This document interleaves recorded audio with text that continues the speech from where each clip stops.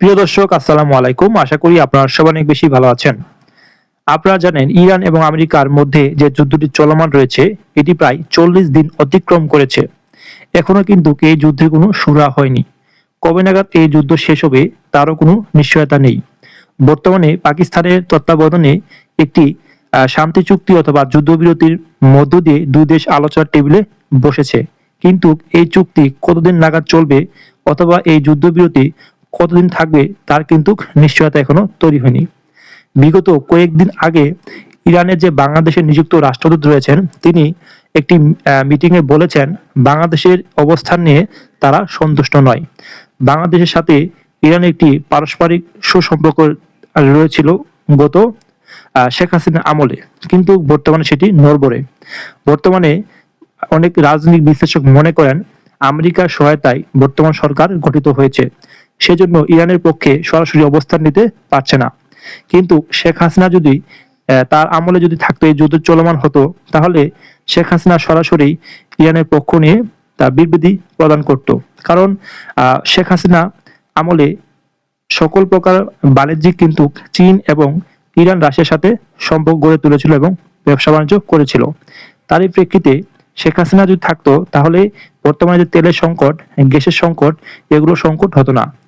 Iran দ্রুত সময়ের মধ্যে অথবা যত ভয়ঙ্কর রূপী হোক না কেন বা বিপদ সংকেত থাক না কেন, তবুও ইরান বাংলাদেশের পাশে দাঁড়াতো এবং বাংলাদেশের জাহাজ রয়েছে হরমুজ প্রণালীতে সেগুলো ছেড়ে দিত। কিন্তু বর্তমান যে সরকার তারা ইরানের সাথে অথবা ইরানের যে কূটনীতিক রয়েছে তাদের সাথে সরাসরি যে সম্পর্ক অথবা তাদের পক্ষে নিয়ে শক্ত একটি বিবৃতি প্রদান এখনো তারা করতে পারেনি। ইতিমধ্যেই যে সরকারটি বর্তমানে রয়েছে বাংলাদেশের, তারা কিন্তু আমেরিকান পন্থী, আমেরিকার সহায়তা ক্ষমতায় এসেছে এবং আমেরিকার কথায় তারা চলছে। কোনো অবস্থাতেই ইরানের পক্ষে নিতে পারছে না বর্তমান সরকার। ইতিমধ্যেই আমরা দেখতে পেয়েছি ইরানের যে রাষ্ট্রদূত রয়েছেন বাংলাদেশে নিযুক্ত, তারা সাফ জানিয়েছেন বাংলাদেশের অবস্থান নিয়ে তারা সন্তুষ্ট নয় এবং বাংলাদেশের অবস্থান দ্রুত সময়ের মধ্যে ক্লিয়ার করার জন্য তারা আহ্বান জানিয়েছেন। তারা এই সকল হত্যাযজ্ঞর পেছনে ইন্ধন অথবা তাদেরকে নীরব সমর্থন দেওয়া থেকে বিরত থাকার জন্য আহ্বান জানিয়েছেন বাংলাদেশে নিযুক্ত রাষ্ট্রদূত। তো বর্তমান সরকার কোন পথে আগাবে, আর যদি ইরানের পক্ষে বা এই যুদ্ধ বন্ধের পক্ষে যদি শক্ত একটি অবস্থান গ্রহণ না করেন, তাহলে হরমুজ প্রণালী থেকে বাংলাদেশি একটি তেলের জাহাজও পার হতে পারবে না এমন হুঁশিয়ারি দিয়েছেন ইরানের বিভিন্ন গোষ্ঠী এবং বাংলাদেশে নিযুক্ত রাষ্ট্রদূত।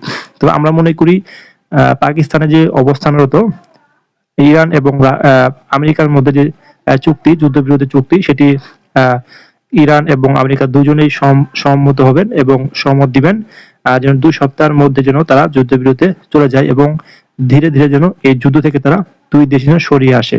এই আহ্বান অবশ্যই অনেক বিশ্লেষক মনে করেন সেটি তারা করবে। কিন্তু বাংলাদেশের অবস্থান নিয়ে এবং গত সময়ে যে শেখ হাসিনার শাসনামলে তারা ইরানের সাথে ভালো একটি সম্পর্ক তৈরি করেছিল, সেজন্যই বাংলাদেশের তেলের সংকট অথবা গ্যাসের সংকট কোনো সংকটই তৈরি হয়নি।